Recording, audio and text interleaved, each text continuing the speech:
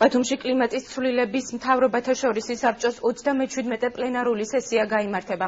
შეხვედრას ხვალიდან 300-მდე უცხოელი და ქართველი სტუმარი დაესწრება, მათ შორის ცენტრალური და ადგილობრივი მთავრობის წევრები. 195 ქვეყნის წარმომადგენელი კლიმატის ცვლილებებზე და მის გამომწვევ მიზეზებზე იმშელებს. სესია 18 ოქტომბერს დაიხურება. საქართველო ამ ღონისძიებას პირველად მასპინძლობს.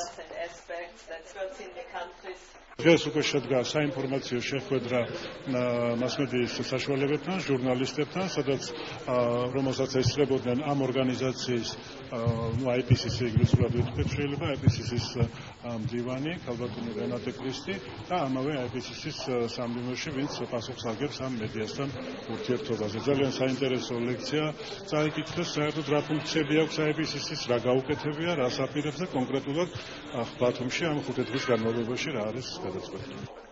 მიმდინარეობს კლიმატის ცვლილებები და ეჭვგარეშეა, რომ ამის გამომწვევი მიზეზი ადამიანი და მისი საქმიანობაა.